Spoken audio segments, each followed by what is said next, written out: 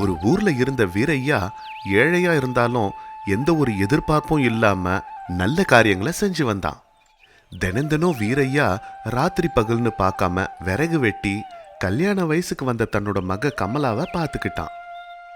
இப்படி இருக்க யாருக்காவது எந்த ஒரு தேவையா இருந்தாலும் தன்னால முடிஞ்ச உதவிய செஞ்சான். வீரையனோட ஏழ்மையை பார்த்து அந்த ஊர்ல இருந்த புரோகிதர் இறக்கப்பட்டு ஒரு நாள் வீரையனை வழியில பார்த்தப்போ, ஏய் வீரையா, கேட்கலனா அம்மா கூட எதுவும் தரமாட்டாங்க. நீ என்னடானா கேட்டாலும் கேட்கலனாலும் எல்லாருக்கும் உதவி பண்ணிக்கிட்டே இருக்க. நல்லாதான் இருக்கு. ஆனா நீ இப்படி உதவி செய்யறப்போ ஏதாவது ஒரு பலனை எதிர்பார்த்து செய்யலாம்ல. அதை நீ பழக்கப்படுத்திக்கோ. அப்பதான் நீயும் நல்லா இருக்க முடியும். இப்படி தனக்கு தோன்றின இலவச ஆலோசனைய சொன்னாரு. அதுக்கு வீரையா, ஐயா, பலனை எதிர்பார்த்தா நான் செஞ்சது எப்படி உதவியாகும்? நான் செய்யற வேலைக்கு மட்டும்தான் நான் பலனை எதிர்பார்ப்பேன். செய்யற உதவிக்கெல்லாம் அதை எதிர்பார்க்க மாட்டேன். நான் செஞ்ச உதவியை மறக்காம எனக்கு தேவைன்றப்போ யாராவது உதவ வருவாங்கன்றது என் நம்பிக்கை. இப்படி சொல்லி வேற எதுவும் பேச விடாம வீரையா புரோகிதரோட வாயை அடைச்சான்.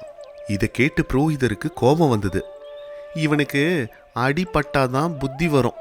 நான் ஏன் இவன்கிட்ட இதை சொல்றேன்? இப்படி உள்ளுக்குள்ளேயே வீரையனை திட்டிட்டு புரோகிதர் அங்கேருந்து கிளம்பி போயிட்டாரு.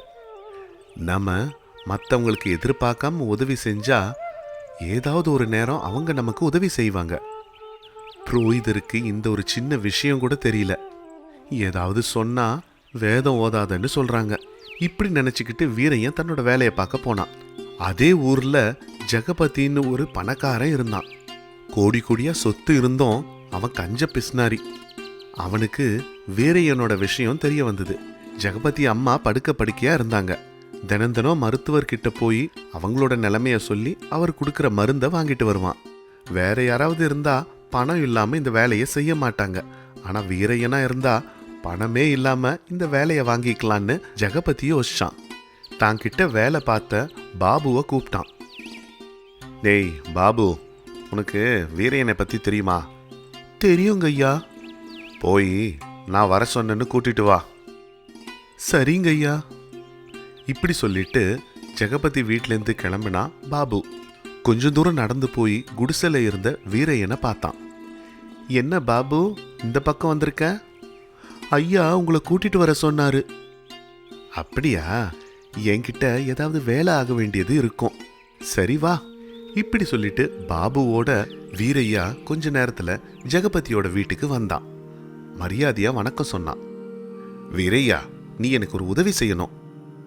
ஐயா, நீங்க பெரியவர், பெரிய பணக்காரர். உங்க மாதிரி ஆளுக்கு என்னால என்ன உதவி செய்ய முடியும் சொல்லுங்க? எங்க அம்மா உடல்நிலை சரியில்லாம இருக்காங்கன்றது உனக்கு தெரியும்ல? தெரியுங்க ஐயா. அவங்களுக்கு தேவையான மருந்த வைத்தியர்கிட்ட போய் நீ தான் வாங்கிட்டு வரணும். ஐயோ, இது ஒரு உதவிங்களா ஐயா? கண்டிப்பா செய்றேன். இப்படி சொல்லி அன்னிலிருந்து வீரையா தினம் வைத்தியர்கிட்ட போய் மருந்து வாங்கிட்டு வந்து ஜெகபதி கிட்ட கொடுத்துட்டு இருந்தான். பணம் செலவில்லாம வேலை நடக்குதுன்னு ஜெகபதி ரொம்ப சந்தோஷப்பட்டான். அன்னிலிருந்து வீரையன் கிட்ட இருந்த உதவி செய்யற குணத்தை பயன்படுத்திக்கிட்டு ஜெகபதி தினம் வீரையனை வச்சு தண்ணி கொண்டு வர்றது, விறகுகளை வெட்டுறது, கடைக்கு போய் பொருட்கள் எல்லாம் வாங்கிட்டு வர வச்சான். இப்படி வீரையனை ஒரு உதவி செய்யறியான்னு கேட்டு எல்லா வேலைகளையும் வாங்கிக்கிட்டு இருந்தான் ஜெகபதி. ஒரு நாள் வீரையன் தான் மக கமலாக்கு கல்யாண ஏற்பாடு செஞ்சான். கல்யாண செலவுக்கு தான் கிட்ட இருந்தது பத்தாததால வீரையா தனக்கு தெரிஞ்சவங்க கிட்ட உதவி கேட்டான். ஆனா எந்த ஒரு பிரயோஜனமும் இல்ல. சோகமா வீட்டை நோக்கி போயிட்டு இருந்தான் வீரையா. அப்போ அந்த ஊர் புரோகிதரை வழியில வீரையன் பார்த்தான். அவர்கிட்டயும் வீரையா தான் நிலைமைய சொன்னான். புரோகிதரே, பொண்ணுக்கு கல்யாண ஏற்பாடு செஞ்சிருக்கேன். சந்தோஷம் தானே? அதையே அவ்வளோ சோகமா சொல்ற வீரையா? ஐயா, கல்யாண செலவுக்கு பணம் பற்றாக்குறையா இருக்கு. புரோகிதரே, யாரை கேட்டாலும் பணம் இப்ப இல்லைன்னு சொல்றாங்க. வீரையா, உனக்கு உதவி செய்யற சக்தி இந்த ஊர்லயே ஜெகபதி கிட்ட தான் இருக்கு. அது மட்டும் இல்லாம அவரு உன் கையால எல்லா வேலைகளும் வாங்கிக்கிட்டு இருக்காரு. அவரை கேட்டு பாரு. இப்படி யோசனை சொன்னாரு. வீரையனுக்கும் அது சரின்னு பட்டுது. உடனே வீரையா ஜெகபதியை பார்க்க போனான். ஐயா, வணக்கங்க ஐயா. நான் ஒரு உதவி கேட்டு வந்திருக்கேன். இப்படி வீரையன் சொன்னான். உதவி என்ற வார்த்தையை கேட்டதுமே ஜெகபதி உடனே தலைய நிமிர்ந்து பார்த்தான். உதவியா? யார் நீ? ஐயா, என்னங்கய்யா சொல்றீங்க? தினம் தினம் என்ன பார்த்துட்டு தானே இருக்கீங்க. என்னது? தினம் தினம் நான் எத்தனையோ பேரை பார்த்துட்டு இருக்கேன். ஐயா, என்ன நிறைய வேலை சொல்லி செய்ய சொன்னீங்களய்யா. உங்க அம்மாக்கு கூட மருந்து வாங்கிட்டு வர சொன்னீங்களய்யா. நீ எங்க அம்மாக்கு மருந்து வாங்கிட்டு வரேன்னு சொன்னல, அவங்களுக்கு உன்னை அடையாளம் தெரியுதான்னு பாப்போம் வா. இப்படி சொல்லி வீரையனை ஜெகபதி தன்னோட அம்மா கிட்ட கூட்டிட்டு போனான். அம்மா, இந்த ஆளை நீ என்னைக்காவது பார்த்திருக்கியா? இப்படி ஜெகபதி கேட்டதுமே அவனோட அம்மா நல்லா கண்ணை திறந்து வீரையனை பார்த்தாங்க. இவனை எங்கேயோ பார்த்தா மாதிரி தான் இருக்கு. ஒரு நாள் மருந்து வாங்கிட்டு வர சொன்னா முடியாதுன்னு சொல்லிட்டான். அன்னைக்கு மருந்து வாங்கறதுக்கு ஆள் இல்லாம ரொம்ப கஷ்டப்பட்ட போது இவனை நல்லா திட்டுன்னு திட்டிட்டேன். பாத்தியா, எங்க அம்மாக்கு நீ உதவி பண்ணியோ இல்லையோ, ஆனா ரொம்ப கஷ்டத்தை கொடுத்துருக்க. அது மட்டும் இல்லப்பா, ஒரு நாள் தோட்டத்திலிருந்து வாழை இலைய அறுத்து கொடுக்க சொன்னேன். 10 இலை தான் அறுத்து கொடுத்தான். இன்னும் 10 இலை அறுத்து கொடுப்பான்னு சொன்னா தோட்டத்துல வாழை இலையே இல்லைன்னுட்டான். அதுக்கப்புறம் அந்த வாழை இலைக்காக நான் எவ்வளவு கஷ்டப்பட்டேன் தெரியுமா? இப்படி சொன்னதுமே வீரைய வருத்தத்தோட தலை குடிஞ்சு நின்னான். வந்த வழிய பார்த்துக்கிட்டே போயிடு. போறங்கய்யா, என் வயிற்று பழப்புக்கு கஷ்டப்பட்டு வேலை பார்க்குற நான் முடிஞ்சப்பெல்லாம் உங்களுக்கும் உங்க அம்மாக்கும் எவ்வளவோ உதவிகளை பண்ணியிருக்கேன். பணக்காரங்களுக்கு உதவி பண்ணா அதுல ஒரு கௌரவம் இருக்கு. அதனால தான் என்ன மாதிரி ஆளுங்களுக்கு உதவி செய்யறதுக்கு எத்தனையோ பேர் போட்டி போட்டு நிற்கிறாங்க. என்ன மாதிரி ஆளுங்க உன்னை ஞாபகம் வச்சுக்கணும்னா நீ ஏதாவது பெரிய வேலை செஞ்சுருக்கணும். ஐயா, செஞ்ச உதவிக்கு என்னை யாரும் பாராட்டணும்னு நான் நினைக்கல. ஆனால் செய்யாததுக்கு என்ன நல்லா திட்டுறீங்க. அதுதான் எனக்கு ரொம்ப வருத்தமாக இருக்குங்க ஐயா. அதுக்கு தாண்டா நல்ல பாலை திரிய வைக்கிறதுக்கு ஒரு கல் உப்பு போதும்னு சொல்லுவாங்க. சரிங்க ஐயா, அதெல்லாம் எதுக்கு? என்னோட மகளோட கல்யாணத்துக்கு கொஞ்சம் பணம் தேவை. பெரிய மனசு பண்ணி எனக்கு கொஞ்சம் உதவி செய்யுங்க. உங்கள் உதவியை நான் எத்தனை ஜென்மம் ஆனாலும் மறக்க மாட்டேன். இப்படி வீரையன் கெஞ்சி கேட்டான். ஜெகபதி சலிப்பா மூஞ்ச வச்சுக்கிட்டான். நீ முதல்லயே இந்த உதவியை கேட்டிருந்தீன்னா நான் கண்டிப்பாக உதவி செஞ்சிருப்பேன். ஆனா இப்போ நீ யாருன்னு எனக்கு தெரியாதே. இப்படி ஜெகபதி சொன்னான். வீரையன் எவ்வளவோ கெஞ்சி கேட்டான். ஜெகபதிக்கு மனசு இறங்கவே இல்லை. வீரையன் மேல கொஞ்சம் கூட இறக்கமே படல. அதனால வீரையனுக்கு ரொம்ப கோபம் வந்து ஜெகபதிய பலார்னு ஒரு அற விட்டான். எதிர்பார்க்காம இப்படி ஒரு அடி விழுந்ததால ஜெகபதிக்கு ஒன்றும் புரியாம நின்னான். வீரையா அங்கிருந்து கோபமா கிளம்பிட்டான். கோபமா தனக்குத்தானே, இந்த ஊர்லயே நான் தான் பெரிய பணக்காரன், எவ்வளவோ வியாபாரம் பண்ணிட்டு இருக்கேன், இது வரைக்கும் என்னை யாருமே இப்படி அவமானப்படுத்தினதில்லை, இவனை ஒரு வழி பண்ற. இப்படி சொல்லி ஜெகபதி பாபுவை கூட்டிட்டு பஞ்சாயத்து தலைவர் சேஷையனை போய் பார்த்தான். வீரையான்னு ஒரு திமிர் பிடிச்சவன் என்னை அரைஞ்சிட்டான். அவனுக்கு தகுந்த தண்டனை கொடுக்கலன்னா ஊர்ல இருக்கிற பெரிய மனுஷங்களுக்கெல்லாம் மரியாதையே இல்லாம போயிடும். இப்படி சொன்னதுமே என்ன நடந்ததுன்னு கேட்கறதுக்கு பஞ்சாயத்து தலைவர் பாபுவை போய் வீரையனை கூட்டிட்டு வர சொன்னாரு. பாபு வீரையன் வீட்டுக்கு போயிட்டு இருக்கிறப்போ வழியில புரோகிதரை பார்த்தான். நடந்த விஷயத்த அவர்கிட்ட சொன்னான். நான் இப்பதான் வீரையனோட வீட்டு வழியா வந்துட்டு இருக்கேன். ஒரு பக்கம் பொண்ணுக்கு கல்யாணம் பண்ண முடியலையேன்ற வருத்தம், இன்னொரு பக்கம் உடம்பு சரியில்லாம படுத்துட்டு இருக்கான் வீரையன். நான் வந்து அவங்க கிட்ட பேசுறேன் வா.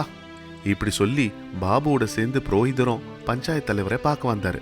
புரோகிதர் பஞ்சாயத்து தலைவருக்கு வணக்கம் சொல்லிட்டு, ஐயா, நடந்த விஷயத்த உங்ககிட்ட எடுத்து சொல்லதான் என்ன அனுப்பினான். என்னையா நடந்தது? இப்படி பஞ்சாயத்து தலைவர் கேட்டதும், ஜெகபதிக்கு ஞாபக சக்தி ரொம்ப கம்மி, அது மட்டும் இல்லாம ஏகப்பட்ட வியாபாரம். ஒரு சிலர் அவருக்கு உதவி செய்வாங்க, ஒரு சிலர் அவர் மேல கையை நீட்டுவாங்க, ஆனா யாரையும் அவருக்கு ஞாபகம் இல்லைன்னு சொல்ல மாட்டாரு. இப்படி புரோகிதர் சொன்னதுமே ஜெகபதிக்கு கோபம் வந்தது. அவன் பேரு வீரையா. அவன் பொண்ணுக்கு கல்யாண ஏற்பாடு செஞ்சிருக்கான். பண உதவி வேணும்னு என்கிட்ட வந்தான். கொடுக்க மாட்டேன்னு சொன்னதுக்கு அரைஞ்சிட்டான். ஐயா, வீரையா இவருக்கும் இவரோட குடும்பத்தாருக்கும் எதிர்பார்ப்பே இல்லாம நிறைய வேலை செஞ்சிருக்கான். ஆனா அவனை இவருக்கு ஞாபகமே இல்லை. ஏதாவது பெரிய வேலை செஞ்சாதான் எனக்கு ஞாபகம் இருக்கும்னு சொன்னாரு. அவன் இவரை அரைஞ்சதால ஞாபகம் வச்சிருக்காரு. அப்படின்னா வீரையன் ஏதோ ஒரு பெரிய வேலை செஞ்சிருக்கான்னு தானே அர்த்தம். பெரிய வேலை செஞ்சவங்கள பாராட்டணும் தானே, அதை குற்றமாவா சொல்ல முடியும்? இப்படி புரோகிதர் சொன்னாரு. அதுக்கு பஞ்சாயத்து தலைவருக்கு மொத்த விஷயமும் புரிஞ்சுது. ஆனாலும் புரோகிதர் சொன்னது நியாயம் இல்லாததால, புத்திசாலித்தனமா பேசுறதால மட்டும் தப்பு தப்பு இல்லாம ஆகாது. வீரையனுக்கு தண்டனை நிச்சயம். இப்படி சொன்னதுமே புரோகிதர் மரியாதையோட, ஐயா, வீரையன் ஜெகபதிக்கு எவ்வளவோ வேலை செஞ்சிருக்கான், எந்த பலனும் இல்ல. அவன் செஞ்ச உதவிக்கு பணம் கொடுத்தவங்களுக்கு தான் அவன் செஞ்ச தப்புக்கு தண்டனை கொடுக்கற அருகதை இருக்கு. இது நியாயம் தானே? இப்படி புரோகிதர் கேட்டதுமே பஞ்சாயத்து தலைவரோட மூஞ்சி சின்னதாயிடுச்சு. வீரையனோட விஷயம் எனக்கும் தெரியும். கிராமத்துல நிறைய பேருக்கு உதவி செஞ்சிருக்கான். அப்படி அவன்கிட்டேருந்து உதவி வாங்கின ஆளுங்கள்ல நானும் ஒருத்தன். அவன் செஞ்ச தப்புக்கு தண்டனை கொடுக்கணும்னா முதல்ல அவன் செஞ்ச உதவிக்கு கைமாறா ஏதாவது செய்யணும். இப்படி சொன்னதால ஜெகபதிக்கு ரொம்ப குழப்பமா இருந்தது. ஆனா புரோகிதருக்கு மட்டும் ஒரு பக்கம் சந்தோஷமா இருந்தது. இந்த ஊர்ல அவன்கிட்டேருந்து உதவி வாங்கின ஒவ்வொருத்தரும் அவனுக்கு கைமாறா ஏதாவது செய்ய வைக்கிற பொறுப்பு என்னுடையது. இல்லைன்னா ஊர்ல இருக்கிறவங்கள எல்லாரையுமே அவன் அரைஞ்சாலும், என்ன கூட அவன் கடைசியா அரைஞ்சாலும் அதுக்கு தண்டனை கொடுக்கிற அருகதை எனக்கு இல்லை. இப்படி சொன்னதுமே இந்த வார்த்தை ஊர் மக்களுக்கெல்லாம் அற மாதிரி விழுந்தது. எல்லாரும் முன் வந்து வீரையனோட மகளோட கல்யாணத்துக்கு உதவி செய்ய ஆரம்பிச்சாங்க. பஞ்சாயத்து தலைவர் புரோகிதரை பாராட்டுற விதமா பார்த்தாரு. நீ சொன்ன விஷயம் வீரையன் உன்கிட்ட சொல்லி அனுப்பினானோ இல்லை நீயே சொன்னியானோ எனக்கு தெரியாது. வீரையன் வந்திருந்தான்னா இப்படி நடந்திருக்காது. நல்ல நேரத்தில் வந்து பிரச்சனையை எடுத்து சொல்லி வீரையனுக்கு மட்டும் இல்லாம மொத்த கிராமத்துக்கும் இந்த விஷயத்தை புரிய வச்சு நீங்க ஒரு புரோகிதர்னு நிரூபிச்சிட்டீங்க. இப்படி சொன்னதுமே ஜெகபதி கண் கலங்கினான். வீரையன் அரைஞ்சது என்ன இல்லை, எனக்குள்ள இருந்த திமிருத்தனத்தை, அகங்காரத்தை. அதுக்கு இந்த தண்டனை சரியானது தான். அதனால வீரையன் செஞ்சது தப்பு இல்லை. இனிமே உதவி செய்யறவங்களுக்கு கைமாறா எதையாவது செய்யணும்னு நான் முடிவு பண்றேன். வீரைய மாதிரி ஆளுங்களுக்கு எப்பவுமே உதவி செய்யணும்னு முடிவு பண்றேன். இப்படி சொல்லி ஜெகபதி அங்கேருந்து கிளம்பி வீரையன் வீட்டுக்கு போய் கை நிறைய பணத்தை கொடுத்தான். வீரையா கிட்ட மன்னிப்பு கேட்டான். அதுக்கப்புறம் ஊர் மக்களோட உதவியால வீரையா தான் மகளுக்கு சிறப்பா கல்யாணத்தை முடிச்சான். இது இவங்க கதை கன்னத்துல அற. இன்னொரு நல்ல கதையோட உங்களை சந்திக்கிறேன். அது வரைக்கும் நன்றி.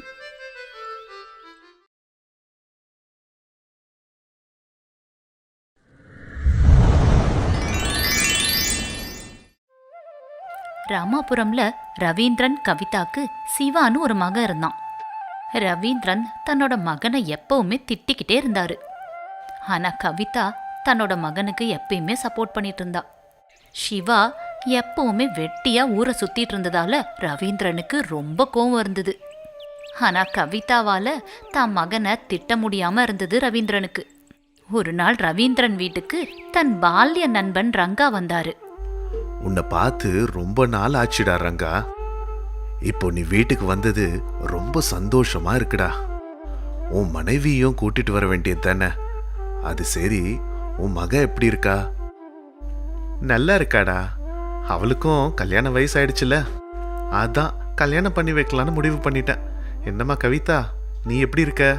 நல்லா இருக்கேன் அண்ணா. அண்ணி நல்லா இருக்காங்களா? நல்லா இருக்காம்மா. உங்ககிட்ட பேசணுன்னு தான் வந்தேன். டேய், முதல்ல உன் தங்கச்சி பண்ண சாப்பாடை சாப்பிடு, அதுக்கப்புறமா எல்லாத்தையும் பேசிக்கலாம், சரியா? ஏய் கவிதா, உங்க அண்ணனுக்கு கெட்டி தயிர்னா ரொம்ப பிடிக்கும். அவனுக்கு நாக்குக்கு ருசியா சமைச்சு போடணும், இல்லைன்னா சாப்பிட மாட்டான். அதெல்லாம் இல்லம்மா. இப்படி கவிதாவும் ரவீந்திரனும் ரங்காக்கு சாப்பாடு பரிமாறினாங்க. வயிறு நிறைய சாப்பிட்டதும் தின்ன மேல 3 பேரும் உட்கார்ந்தாங்க. நண்பனோட இருக்கிறது ரங்காக்கு ரொம்ப சந்தோஷத்தை கொடுத்தது. ஏண்டா, உங்ககிட்ட ஒரு முக்கியமான விஷயம் பேசணும்னு வந்தேன். ஓ, என்னன்னு சொல்லுடா. ஏன் இப்படி தயங்குற? என் பொண்ணு வனஜாக்கு கல்யாண வயசு வந்துருச்சுல்ல, நம்ம முன்னாடியே பேசியிருந்தோம்ல. அதுபடி என் பொண்ணை உன் பையனுக்கே கட்டி கொடுக்கலான்னு முடிவு பண்ணியிருக்கேன். அதுதான்டா, சம்பந்தம் பேசிட்டு போலான்னு இவ்வளவு தூரம் உங்களை பார்க்க வந்தேன். ரங்கா இப்படி சொன்னதும் கவிதாக்கு ரொம்ப சந்தோஷமாயிடுச்சு. ஆனா ரவீந்திரன் கொஞ்சம் யோசிக்க ஆரம்பிச்சாரு. தூங்கி எழுந்து வீட்டுக்குள்ள இருந்து சிவா வெளியில வந்தான். சிவாவை பார்த்து ரங்கா நல்லா விசாரிச்சாரு. என்னப்பா சிவா, நல்லா இருக்கியா? நான் தான் உங்க அப்பாவோட பழைய நண்பன். சின்ன வயசுல நம்மெல்லாம் சேர்ந்து தான் இருந்தோம், ஞாபகம் இருக்கா? ஆ, ஞாபகம் வந்துருச்சு மாமா. எல்லாரும் நல்லா இருக்காங்களா? ஆமா, உங்க பொண்ணு வனஜா எப்படி இருக்கா? ஏண்டா, உனக்கு வனஜாவெல்லாம் ஞாபகம் இருக்கா? ரவீந்திரன் இப்படி இளக்காரமா கேட்டதும் சிவாக்கு கோவம் வந்தது. அம்மா, எனக்கு அவசர வேலை இருக்கு, நான் கிளம்புறேன். மத்தியானம் வீட்டுக்கு வரமாட்டேன். சரி, கிளம்புறேம்மா. மாமா, கிளம்புறேன். இப்படி சொல்லி அவசரமா சிவா கிளம்பிட்டான். சிவா போறத ரவீந்திரன் கோவமா பார்த்துட்டு இருந்தாரு. ரங்கா குழப்பமா பார்த்துட்டு இருந்தாரு. என்னம்மா இவன் இப்பதான் தூங்கி எழுந்த மாதிரி இருக்கு, அதுக்குள்ள அவசரமா எங்கேயோ கிளம்பி போயிட்டான். இந்த நேரத்துல எங்கம்மா போறான்? வேற எங்கடா, வெட்டித்தனமா ஊரை சுத்திட்டு வரத்துக்கு தான் போறான். தினம் நைட் ஷோ பார்த்துட்டு வீட்டுக்கு வர வேண்டியது, காலையில் எழுந்துக்காம இப்படி மத்தியானத்தில் எழுந்துக்க வேண்டியது, அதுக்கப்புறம் ஊரை வெட்டியா சுத்த வேண்டியது. இதுதான் அவன் செய்யற வேலை. அவன் இப்படி செய்யறத கண்டிக்காம இந்த வீட்டில் ஒரு சிலர் என்ன கண்டிக்கிறாங்க. என்ன பண்றது? என்னவோ இது கொடுமை. எப்பவுமே அவனை திட்டிக்கிட்டு இருந்தா அவன் வருத்தப்படுவான்ல அண்ணன். வளர்ந்த பையனை எப்படி திட்டுறது சொல்லுங்க? நான் இத சொன்னா இவருக்கு கோவம் தான் வருது. டேய் ரவீந்திரா, ஏன்டா இப்படி பண்ற? போதும், நிறுத்துறா. இப்ப நீயும் அவளுக்கு சப்போர்ட் பண்ண ஆரம்பிச்சிட்டியா? கொஞ்ச நேரத்துக்கு முன்னாடி உன் பொண்ணை எனக்கு மருமகள் ஆக்கணும்னு சொன்னப்போ எனக்கு சந்தோஷமா தான் இருந்தது. ஆனா வெளியில சொல்ல முடியாம போச்சு. ஏன்னா அவனை பார்த்தல்ல, அவனோட வெட்டித்தனத்தையும் பார்த்தல்ல. போய் போய் தங்க மாதிரி இருக்கிற உன்னோட பொண்ணை அவனுக்கு கொடுக்குறேன்னு சொல்ற. அதை நினைச்சாதான் எனக்கு கொஞ்சம் வருத்தமா இருக்கு. அது இல்லடா, நான் சொல்றத கொஞ்சம் யோசிச்சு பாரு. இன்னும் என்னடா இருக்கு யோசிக்க? ஒரு தடவை அண்ணன் சொல்றத கேட்டுதான் பாருங்களேன். அவர் ஏதோ முக்கியமா சொல்ல வர்றாருல. டேய், என்னோட பொண்ணு சின்ன வயசுல உன் மகன் கூடியே தானடா எப்பவுமே இருப்பா. அது அவ மனசுல இன்னும் ஆழமா பதிஞ்சிருக்குடா. உன் மகனை தான் கல்யாணம் பண்ணிப்பான்னு சொல்றா. மக இஷ்டப்படுறத முடியாதுன்னு எப்படிடா சொல்றது? அதுக்கு தான் உன் பையன் மனசுலயும் என்ன இருக்குன்னு தெரிஞ்சுட்டு போலான்னு வந்தேன். அவன் தானே, அவன் இந்த மாதிரி விஷயம்லாம் யோசிக்கவே மாட்டான். இங்க பாரு, எப்பவுமே இப்படி வெட்டியா சுத்திக்கிட்டு உதவாக்கிற வேலையை தான் பார்த்துட்டு இருப்பான். டேய், அவன் மனசுலயும் என் பொண்ணு இருக்கான்றது எனக்கு இப்போ தெரிஞ்சுதுடா. அது எப்படி? இப்போ கொஞ்ச நேரத்துக்கு முன்னாடி அவன் என் பொண்ணு பேரை சொல்லி எப்படி இருக்கான்னு கேட்டான்ல, அப்போ அவன் மனசுலயும் என் பொண்ணு இருக்கான்னு தானே அர்த்தம். உன் பையனும் என் பொண்ணை காதலிக்கிறான்னு நான் நினைக்கிறேன். இங்க பாருடா, அவன் விஷயத்துல நான் தலையிட மாட்டேன். ஆனா தோ அவங்க அம்மா பேச்சை மட்டும் அவன் தட்டவே மாட்டான். இங்க பாரு கவிதா, உன் பையன் மனசுல யார் இருக்கான்னு ஏதாவது தெரியுமா? அவன் மனசுல கூட வனஜா இருக்காங்க. நிறைய தடவை அவன் கேட்டிருக்கான். வனஜா இப்ப எப்படி இருக்கான்னு யோசிச்சு பார்த்துருக்கான். நான் தான் அவனை கண்டிச்சு வச்சிருக்கேன். முதல்ல நீ ஒரு வேலைக்கு போற வழிய பாரு, அப்புறம் அப்பா கிட்ட பேசி ஆக வேண்டிய வேலையை பாக்குறேன்னு சொல்லியிருக்கேன். இதை சொல்லிதான் நிறுத்தி வச்சிருக்கேன். நான் சொன்னதை கேட்டு அவனோட காதல தன் மனசுக்குள்ளேயே பூட்டி வச்சிருக்கான். இந்த விஷயத்தை கேட்டதும் ரவீந்திரனுக்கு சந்தோஷமாயிடுச்சு. வெட்டியா ஊரை சுத்துற பையன் காதலிக்கிறான்னு தெரிஞ்சதும் ஆச்சரியப்பட்டாரு. அதுவும் இல்லாம தன் உயிர் நண்பன் ரங்காவோட பொண்ண காதலிக்கிறான்னு தெரிஞ்சு அவருக்கு ஆச்சரியமும் சந்தோஷமும் சேர்ந்து வந்தது. உடனே ரங்காவை கட்டி அணைச்சுக்கிட்டாரு. ரங்காவும் ரொம்ப சந்தோஷப்பட்டாரு. ரெண்டு வீட்டாரும் சேர்ந்து சிவாக்கும் வனஜாக்கும் பிரம்மாண்டமா கல்யாணத்தை நடத்தினாங்க. வனஜா அந்த வீட்டுக்கு மருமகளா வந்ததும் அந்த வீடே சந்தோஷத்துல நிறைஞ்சுது. சிவாவும் கல்யாணம் ஆனதால ரொம்ப சந்தோஷமா இருந்தான். இப்படியே 1 மாசம் போச்சு. வனஜா சிவாவை நினைச்சு வருத்தப்பட்டா. இத சிவாவும் கவனிச்சான். என்ன வனஜா, ஏன் இப்படி சோகமா இருக்க? பின்ன என்ன பண்றதுங்க, வெட்டியா ஊரை சுத்திட்டு இருக்கீங்க. மாமாவோட சம்பாத்தியத்தை வச்சுதான் வீடே நடக்குது. உங்களுக்கு கல்யாணம் ஆயிடுச்சு, ஆனா கூட இன்னும் நீங்க சம்பாதிக்கவே ஆரம்பிக்கல. இப்படி இருந்தா எப்படிங்க வாழறது? இத பத்தி நீங்க யோசிக்கவே மாட்டீங்களா? அது மட்டும் இல்லாம கட்டிக்கிட்ட புருஷன் இப்படி வெட்டியா ஊரை சுத்திட்டு இருந்தா எந்த மனைவிதான் வருத்தப்படாம இருப்பா சொல்லுங்க? எனக்கு நம்மளோட வாழ்க்கைய நினைச்சா ரொம்ப கவலையா இருக்குங்க. அது இல்ல வனஜா, நீங்க எதுவும் பேசாதீங்க. இன்னைக்கு சாயங்காலத்துக்குள்ள நீங்க ஏதோ ஒரு வேலையை தேடிக்கிட்டீங்கன்ற விஷயம் என் காதுல விழணும். அப்படி இல்லைன்னா நான் இந்த வீட்லயே இருக்க மாட்டேன். என் பிறந்த வீட்டுக்கே போயிடுவேன். வேலை எதுவும் இல்லாம இப்படி வெட்டியா ஊரை சுத்துற புருஷன் கூட என்னால வாழ முடியாதுங்க. நான் நிஜமாவே என்னோட அம்மா வீட்டுக்கு கிளம்பி போறேன். அப்புறம் உங்க இஷ்டம். அது இல்ல, நான் சொல்றத கொஞ்சம் கேள. பேசுறதுக்கு எதுவும் இல்ல, நீங்க கிளம்பி போங்க. சாயங்காலத்துக்குள்ள எனக்கு வேலை கிடைச்சிருச்சு வனஜான்னு வந்து சொல்லணும். இப்படி சொல்லி வனஜா அங்கிருந்து கிளம்பி போயிட்டா. சிவா தன்னோட மனைவி சொன்னதையே யோசிச்சுட்டு இருந்தான். வீட்ல இருந்து வெளியில கிளம்பி வந்தான். ஊர் எல்லையில இருக்கிற மரத்துக்கிட்ட உட்காந்து யோசிக்க ஆரம்பிச்சான். என்ன செய்யறதுன்னே சிவாக்கு ஒண்ணுமே புரியல. அப்படியே சாயங்காலம் ஆயிடுச்சு. ஆனா சிவாக்கு வீட்டுக்கு போகணுன்ற எண்ணமே இல்ல. ஒருவேளை வீட்டுக்கு போனா வனஜா தன்னை விட்டுட்டு தன்னோட பிறந்த வீட்டுக்கு போயிடுவாளோன்னு நினைச்சான். வேலை இல்லாம வீட்டுக்கு போனா கண்டிப்பா வனஜா தன்னோட பிறந்த வீட்டுக்கு போயிடுவான்னு நினைச்சான். அதனால அந்த மரத்து கீழேயே உட்கார்ந்து வருத்தத்தோட யோசிச்சுக்கிட்டே இருந்தான். வெட்டியா சுத்துறது எனக்கு மட்டும் என்ன பிடிச்சிருக்கா? எனக்கு எந்த வேலையும் வரல. கல்யாணமும் பண்ணிக்கிட்டேன். பெத்தவங்களுக்கும் கட்டினவளுக்கும் பாரமா ஆயிட்டேன். இனி நான் உயிரோட இருந்து பிரயோஜனம் இல்லை, செத்து போயிடுறேன். இப்படி நினைச்சு அந்த ஊர்ல இருக்கிற பாழடைஞ்ச கிணத்துல குதிச்சு தற்கொலை பண்ணிக்கணும்னு நினைச்சான் சிவா. உடனே எழுந்து அந்த பாழடைஞ்ச கிணத்துக்கிட்ட போனான். சுத்தி முத்தி பார்த்து தைரியத்தை வரவழைச்சு அந்த கிணத்துக்குள்ள குதிச்சுட்டான். கிணத்துக்குள்ள குதிச்சதும் சிவாக்கு கிணத்துக்கு அடியில 2 தங்க நாணயங்கள் தெரிஞ்சுது. அதை எடுத்துக்கிட்டு தண்ணிக்குள்ள இருந்து வந்தான். அந்த நாணயத்தை பார்த்து ரொம்ப சந்தோஷப்பட்டான். இப்படி தங்க நாணயங்கள் இருக்கிற மூட்டை அந்த கிணத்துக்குள்ள நிறைய இருந்தது. அதை பார்த்து ரொம்ப சந்தோஷப்பட்டான் சிவா. அதை வீட்டுக்கு எடுத்துட்டு போய் நடந்த விஷயம் மொத்தத்தையும் தன் மனைவி கிட்டையும் அப்பா அம்மா கிட்டையும் சொன்னான். அந்த தங்க நாணயத்தை எடுத்து காமிச்சான். அப்பா, அங்க இந்த மாதிரி நிறைய தங்க மூட்டைகள் இருக்கு. அதெல்லாம் நம்ம கொண்டு வந்துட்டா நம்ம பிரச்சனைகள் எல்லாம் முடிஞ்சிரும்பா. தற்கொலை பண்ணிக்கலான்னு கிணத்துல குதிச்சாலும் என் அதிர்ஷ்டம் நல்லா இருந்ததால எனக்கு இவ்ளோ தங்க நாணயங்கள் கிடைச்சிருக்கு. இது வச்சு நம்ம பெரிய கோடீஸ்வரர்களா ஆயிடலாம். எனக்கு தெரியும்பா, உனக்கு அதிர்ஷ்டம் இருக்கு. என் பையன் ரொம்ப அதிர்ஷ்டசாலின்னு எனக்கு எப்பவோ தெரியும். என்னங்க, இப்பவாவது நம்ம பையனை பாராட்டுறீங்களா? சரி சரி, அவன் அதிர்ஷ்டம் நல்லா தான் இருக்கு. கோடீஸ்வரன் ஆயிட்டான்னு நீ சொல்ற. மருமக வீட்டுக்கு வந்த நல்ல நேரம்தான் இதுக்கெல்லாம் காரணம்னு நான் நினைக்கிறேன். ரொம்ப அவனை தலையில தூக்கி வச்சு ஆடாதீங்க. நீங்க மாறவே மாட்டீங்க. அவனை பாராட்டினா உங்க கௌரவம் என்ன குறைஞ்சா போயிடும். அம்மா, அப்பா, கௌரவத்தை பத்தி அப்புறம் பேசிக்கலாம். முதல்ல நம்ம அந்த கிணத்துக்கிட்ட போய் அங்க இருக்கிறதெல்லாம் வீட்டுக்கு கொண்டு வந்துருவோம். இப்படி சொல்லி சிவா அந்த கிணத்துக்குள்ள போய் ஒரு தங்க நாணய மூட்டையும் எடுத்துட்டு வந்தான். இப்படி நிறைய தங்க நாணயத்தை எடுத்துட்டு வந்து சேர்த்து வச்சான். இதையெல்லாம் பார்த்து வனஜா ரொம்ப சந்தோஷப்பட்டா. என்னங்க, என்னை மன்னிச்சிடுங்க. நீங்க அந்த கிணத்துக்குள்ள எதுக்கு விழுந்தீங்கன்னு எனக்கு புரிஞ்சுது.